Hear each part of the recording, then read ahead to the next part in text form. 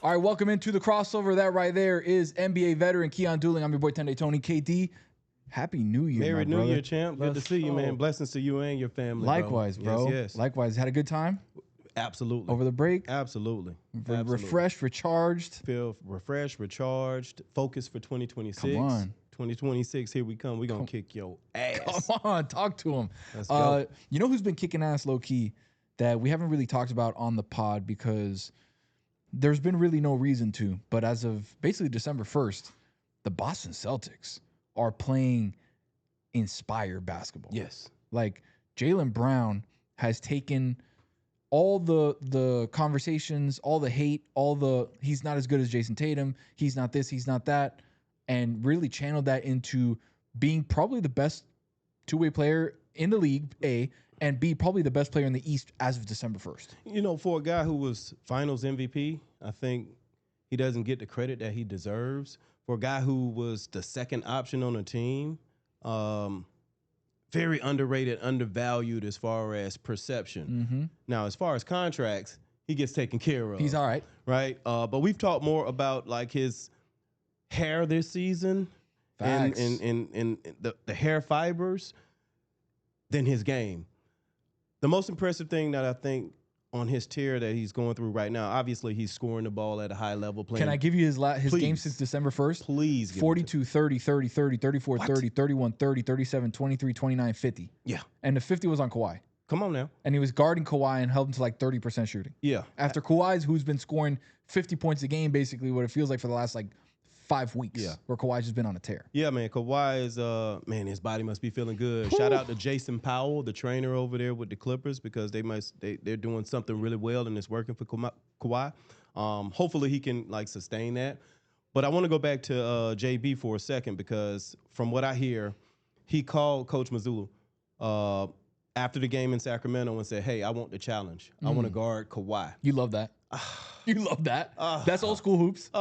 That's I want to guard your best player and shut him down. But by the way, I'm gonna have a 50 piece on the side. Absolutely. So Kawhi is the bar, I think, for a guy like him. In a sense where like being consistently, the Claw was considered the best two-way player for years.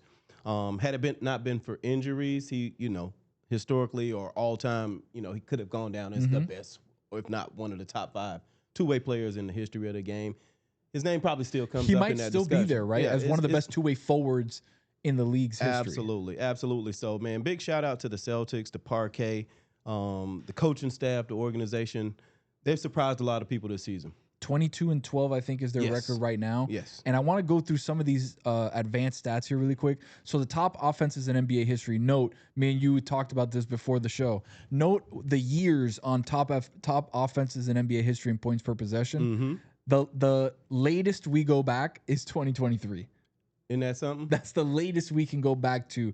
Was basically not even 3 years ago full. It was 2 years ago, basically. Well, it tells me something. It tells me two things. I think, one, it tells you how skilled guys are offensively, the pace that they play at. Big time. The amount of threes and rim and the efficiency on the offensive end. That tells a big story about the talent that's in the league offensively. But it also says something about the defense, right? Because, like, at the end of the day, if you can't put your hands on guys, if you can't touch them, if you can't check them, if you can't be physical, points will go up.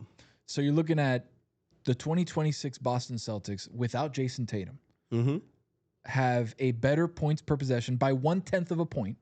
Again, small number than the team that won the NBA title for the Celtics in 2024. Yeah. Isn't that something?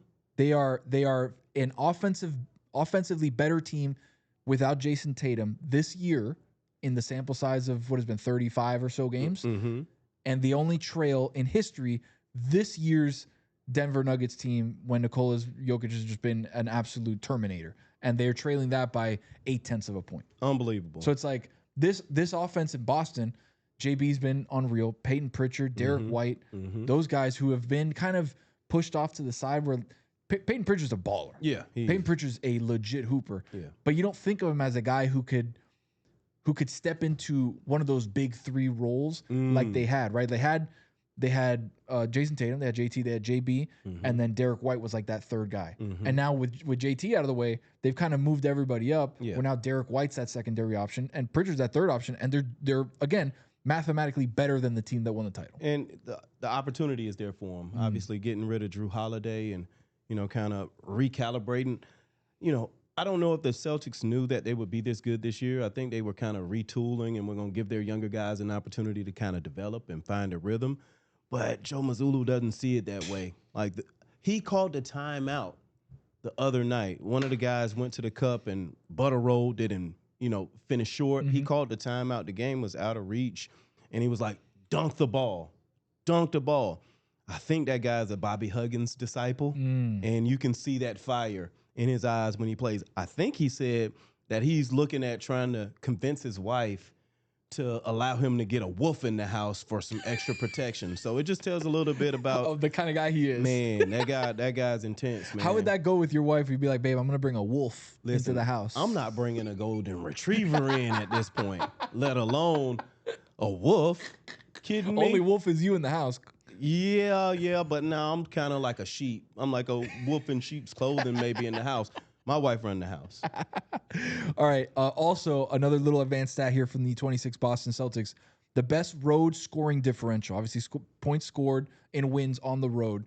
They are, let's say, and this one does go back. You can see 1971 Milwaukee Bucks there. You can see a bunch of teams from the early 2000s, 08 Boston, 07 San Antonio, 1970 New York Knicks, 72 Lakers were 11 points better on the road than everybody else. OKC sits atop at basically 12 points per game in scoring differential on the road, which is absolutely insane. But there are the 26 Boston Celtics with 7.32 on a scoring differential on the road. It's so surprising to see this team this good. Yeah. It's really, you really have to tip your hat to Brad Stevens for kind of assembling this team, getting rid of guys to make sure that they were under that cap. Where they had a lot of guys. Yeah, they had a lot of guys walk. Porzingis, Horford, a lot of guys that were beloved on that team. Like Horford, people love Horford in Boston. Like, that's their guy. Yeah, right. Absolutely. Drew Holiday, like guys that built the team that were able to create another championship. And you got to let them walk because the money's just not there when you're paying two guys almost $600 million. Yeah. It's a lot. What do you do with Tatum if you're the coach, if you're the GM? What do you do with Tatum? Because obviously this is a team that. Right now, as we sit here on January, 5th, this is a team that could win the East. They can. They're a contender in the East. That's for sure. I would play it safe with Tatum. I just believe that like he's so valuable. He's so talented. You don't want to have him with nagging injuries while you still have so much left on his contract to pay. So I would just like use this year as a year of getting healthy as possible, working back into practices and things like that. But it's a difference between practice and the game. You can play with extreme intensity in practice, and it can't compare to the game action. Especially when you go down the stretch, and if he would get brought in, he'd be in later in the season. And that's people fighting for playoff. That's people fighting for incentives. That's people fighting for seeding. Like once you get in the playoffs too, like you say, that's a completely different animal of a game. Yeah, absolutely. But Tatum is still one of those. Like, it's crazy because, like, JB and Tatum, they've won championships. They've had extreme success in the regular season. They've had all these accolades, and they still get undervalued, underappreciated. Tatum went through the USA basketball team and, kind of got some DNPs and things like that. JB didn't even get invited to it after coming off a finals MVP. So that says a lot about how people view them, and I think they use that as motivation, as fuel.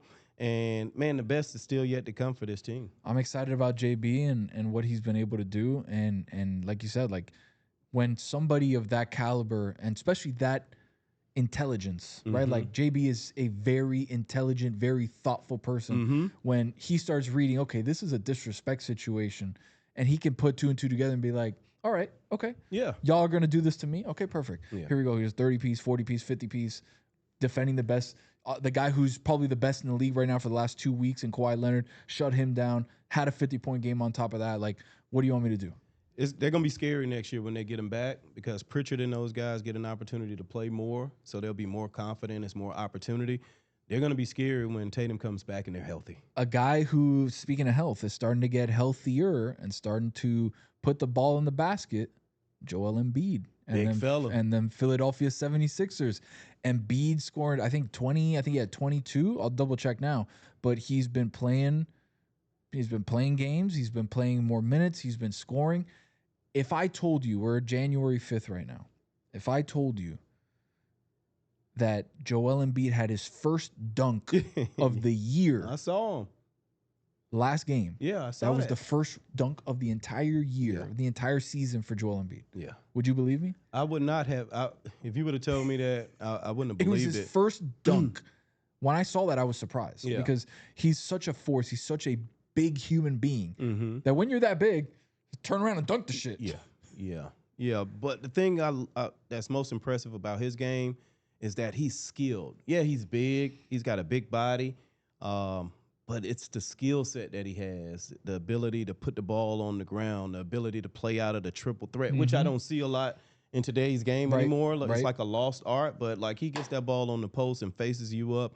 He can back you down. He can face you up. He can jab jumper. He can get you in like Embiid. Sometimes he'll cross you, right? And Hezo pull. Like Embiid's got a lot of stuff. Too. He's got a lot of stuff in his game. Like I tip my hat to him because he gets a lot of hate for like having to endure his body, right? And nobody wants to be hurt.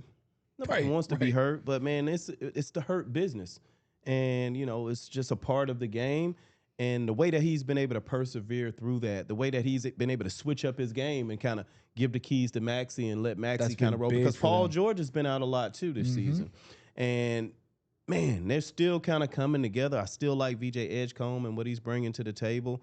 Yeah, man, the Sixers are surprisingly, man, still solid over there. Two teams in the East that we didn't think we were really going to mention this year as things really got rolling, because VJ Edgecombe was a good start to the season, had that first game in Boston where we were like, oh my God, this guy's incredible.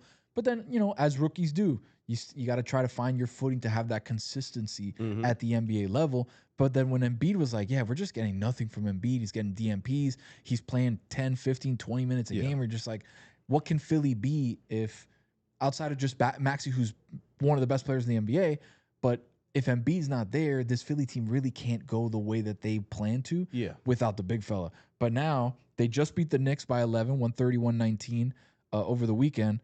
Embiid played 33 minutes, went 9 of 15 from the floor, 26 points, 10 boards, 5 assists. Yeah. Like, he's back. It's funny that sometimes when superstars either go down or get hurt or they aren't at their best, the way that you play changes, right? So more guys are touching the ball, the pace is a little bit faster, unselfishness kicks in, effort goes up, focus goes up. So sometimes less is more. I see it with the Heat.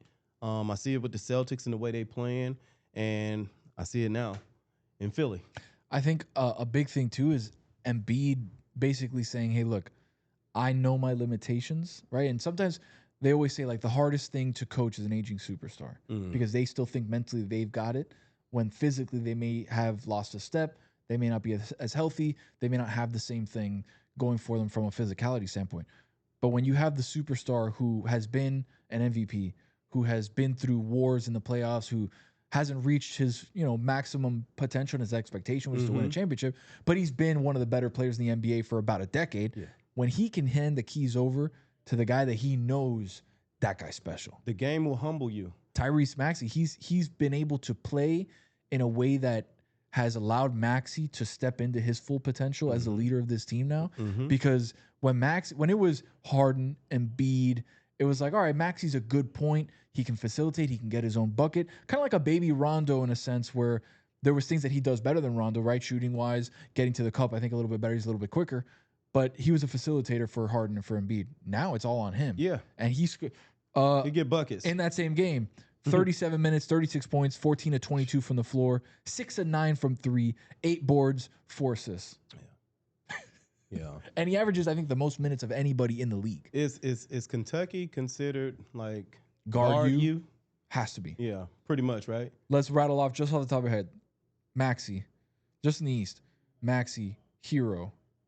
John Wall. When he was, Rondo. Rondo, D Book. You can keep going. Reed Shepherd, you know what I mean. You can keep going. I mean, we off the top of our head, like it's like a freestyle. That's 5 or 6, it's like a Kentucky freestyle, but like they've always historically B Knight, Brandon Knight. How could I not have said that first? B Knight. Yeah. And that's just guards. Just guards. De'Aaron Fox, was he a Wildcat? Yes. Okay. Absolutely. How about a guy by the name of Tough? How about SGA? How about Jamal Murray? That's what I'm saying. Kentucky, man. What? You got to be kidding me. You got to be kidding me. And then if you go back a little further, you can go back to like Tony Delk and those guys as well. Like Kentucky historically has always been a place where they develop guards. They've always had great coaches in Kentucky. So it's just a place, man, like, you know, it's a Sean, guard. let's pull up what year SGA was at Kentucky, and I want to see the rest of the roster. Because if they had Maxey, SGA, did they come out in the same year? I'm not sure. I think Maxey's a little bit younger. Yeah, I'm not sure when he was. Let's look at that roster from 2017, 2018. But I feel like he didn't even play. You know, he was just like, he just kept getting better. Yeah. He just kept getting better. He just kept getting better. Let's see, 17, 18 Kentucky roster. Vanderbilt's a pro. Kevin Knox was like the number one player in the country. SGA, PJ Washington. PJ, obviously tough. Yep. Gabriel was a pro at one point, but Cal is probably still one of the best recruiters out there. Give me 19. Diallo's good was too. On that squad. Quade Green was a good player. It's crazy. Quickly. Damn, where was Maxey? I think Maxey might be a little behind them. Yeah, he's a little younger. 2021, yeah, somewhere around there. He's a little younger than them. I like going through these rosters. It kind of happened fast for Maxey. Like Doc Rivers used to bring him in, make him pick up full court. Harden did a lot, like just kind of teaching him, you know, some of the tricks of the trade. Yeah, man. Like Kentucky historically has had some of the best pros. Incredible. So with the Sixers and the Celtics, you look at the totality of the Eastern Conference really quick. And obviously you've got Detroit at the top. You've got the Knicks there. But then right after them, Boston. Your Toronto team, your dark horse team, you know, just staying in the middle of the pack. Yeah. Just 4 seed right now, sitting in the middle of the pack. Philly at 5, Orlando at 6, Heat at 7. And Orlando obviously dealt a big blow too. Suggs is going to be out for an indefinite amount of time with an MCL bruise. I didn't know MCLs could bruise like that. Yeah. I thought it was either torn or not torn, but right. Damn. Yeah. So that Eastern Conference seems to be a little bit more wide open. Do you trust Detroit also going through their own injuries with Duran and with Stewart as well? If I gave you the choice between Detroit at the top of the conference or the rest of the field in the East to get out of the East, who do you take? Detroit or the rest of the East? Detroit or the field? Depending on health, because you talked about some of the guys who are nicked up a little bit. I trust the rest of the field more than Detroit right at this moment. Yeah, I just don't feel like they have enough playoff experience. It's a different game in the playoffs. The intensity is there. And a lot of times, man, when the lights are bright and the moment is high like that, young players, their bodies have to adjust to the intensity of those playoff games. So I trust the rest of the field right now. And that's not to minimize Detroit. I like Detroit. They're well coached. I think they take the personality of their coach. I think he's doing a fantastic. JB is, second generation NBA coach. NBA legendary bloodline. So he's doing a great job with that team, but it's all about health. I think Cade has really separated himself and taken himself into the superstar conversation. I'm pretty sure he'll be on the next USA basketball team. Yeah, the next generation for sure. Absolutely. So he's took a big leap this year, and his poise. He's always had a good pace and things like that, but it's on another level now. And his size too is such a problem for guards to try and defend because he's just like, all right, you're a smaller guard. Let me take you out on the post. Let me work you down. He can get it done a lot of ways. But to answer your original question, you're gonna go field. I will go the field. I think I might take Detroit, even though with all those things said, they have had the issue where the playoff intensity.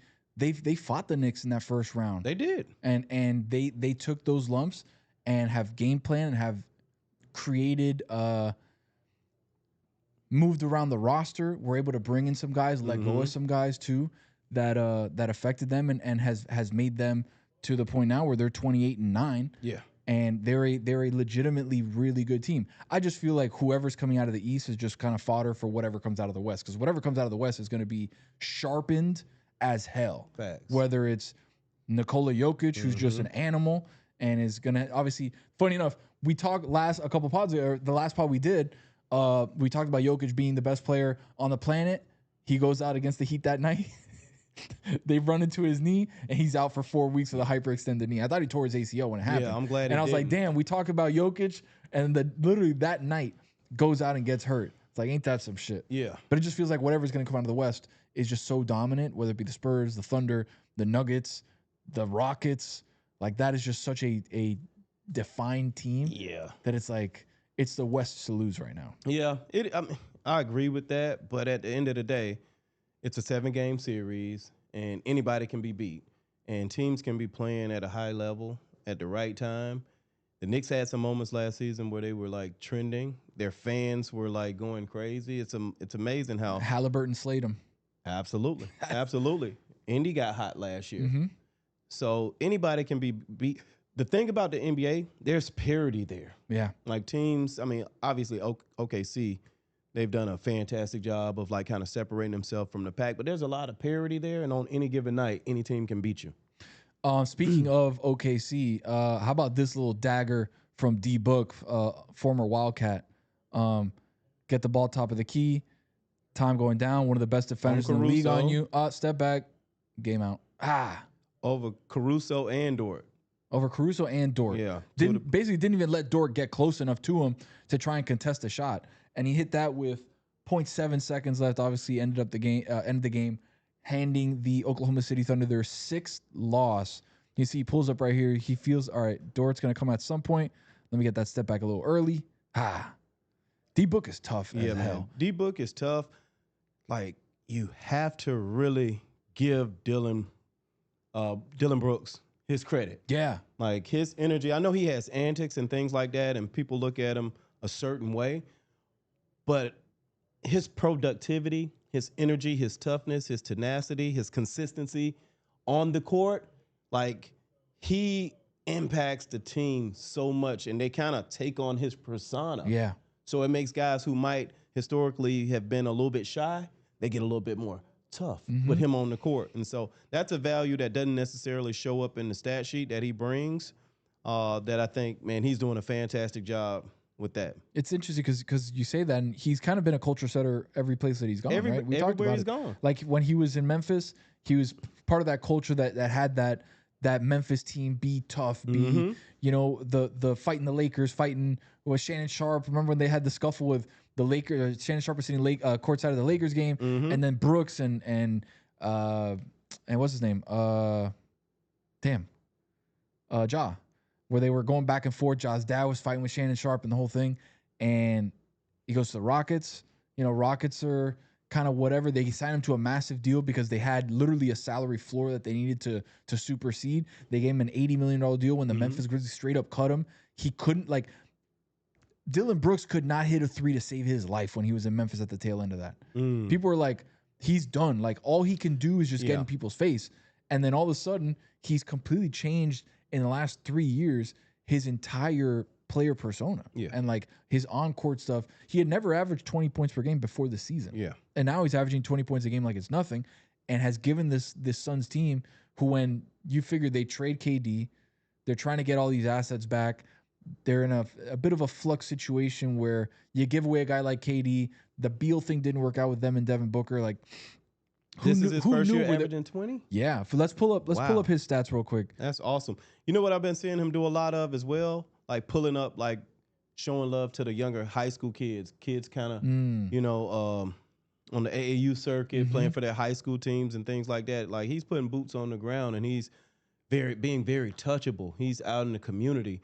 I saw him overseas last summer going to watch some hoops. He loves the game. He loves to hoop. He wants to come to the gym And he wants to beat you at the end of the day. And he wants to aggravate you while he's doing it. Hoops ambassador, Dillon Brooks. Again, like I'm just surprised. Look, regular season averaging 21 and 4. Go down to his basketball reference. Yeah. Right there. Yeah, let's see. Let's pull up his career. Yeah, so 14.6 points per game. Yeah, man, that's a good jump for him. That's a good jump. Hell of a jump. Yeah, that's a good jump. It's not easy to go from being a 14-point scorer per night for your career to averaging 20. Like, that says a lot about his development. Yeah. Even as a veteran, you can continue to get better. That says a lot about his work ethic. And it goes from being, the third, fourth option sometimes on a given night to now being the second option on a Suns team that is, I want to say, 6th or 7th in the West, when I think the Suns were kind of left for dead when they made all these trades, when KD was gone, when the Bradley Beal thing didn't work out, when it was just kind of Devin Booker. They're sitting right now 7th in the West at 21-14 through 35 games. I would not have suspected the Phoenix Suns to be 12-5 at home. They're struggling on the road a little bit. They're 9-9, but plus 2.1 on the on point differentials. Their offensive points per game look good. 7-3 in their last 10. Yeah, like this is a team that can kind of stick around and be a team that can make the playoffs. Sometimes less is more, and they got a lot of good role players. A guy like Royce O'Neal is very underrated for continuity. Gillespie's been incredible. Come out, and then they got a lob threat now. Right. Williams, when you throw it up there, he goes and gets it. But then he gets caught with the piece. He's not a good ducker. You know what I mean? He's a good dunker. Like, just put your hands up, bro. He's a good dunker, not a good dunker. But they're doing a fantastic job, man. And tip your hat to them. What did you think about this, Sean? Let's bring up this last thing I want to get to real quick, which was Anthony Edwards down 30 in Atlanta, obviously home city, home state. He walks off the floor with about 8 minutes left, goes to the locker room, and is not seen from again. Yeah. Is that something that you think he was just frustrated being at home in front of his friends and family, getting blown out by 30, even though I think he had 30 in the game? Your team gets blown out by a Hawks team that, has been up and down. They got good players, but it hasn't really been a great season for the Hawks right now. If you're the vet at the end of that bench in Minnesota and you see Ant walk off, knowing probably that he's pissed off about what's going on, Chris Finch calls a timeout. He basically takes off, untucks his jersey and says, all right, I'm out. Yeah. Well, it's a couple ways I look at it. First thing I'll do is I'll give him the benefit of the doubt, right? Because I know Anthony Edwards loves his teammates. Competitor, He loves to play, right? And he respects his coach and his teammates. So, one, I want to give him the benefit of the doubt. When you know your night is over sometimes, you can go to the back and get iced up, get some extra treatment. A lot of times guys are dealing with little knick-knack injuries and things like that. So, maybe he wanted to go get on the game ready or, in the compression joint or something like that, or if he wanted to hit the ice cold bath or something, right? Yeah, so I give him the benefit of the doubt with that. But also I think that's a good opportunity to show a different level of leadership for him, right? To support some of the young guys, to let them know, like, hey, I'm here. I'm going to cheer you on. We didn't have it tonight, but these minutes are important for you. Mike Conley is a veteran player, but Mike is not like a, in-your-face type guy. He's not a guy who's like extremely verbal. He's just really, he knows how to navigate and he knows how to push buttons and he does it with a poise. But in a situation like that, if it would have been like a reckless move and I was an OG on the team, I'd probably go and say, hey, this ain't a good look. You might want to come back out here, get your ice, and then come and sit back on the bench. But it's no OGs like that in the league anymore. Who's the last true OG? Can we think about it off the top of the head? Last true OG that like maybe DeAndre Jordan. Yeah. In the league right now, like it's still kind of an OG. I mean, obviously you got to say LeBron is an OG. I mean, he's what is LeBron the oldest player in the league? Yeah, for sure. Yeah, so I mean, there's Al Horford, and there's still some sprinkles of guys who have that like seasoned age category. What about the older dude from the Pacers? James Johnson. Oh yeah, well, I mean, yeah. JJ is more than an OG. He's more than an enforcer. He's ready. They should be paying him half security because the security don't even have to do a lot of work. He should wear the earpiece. Oh my goodness, that's some smoke right there. You just don't want. You don't want no problems. All right. Fun show. NBA is almost at the midway point for the season.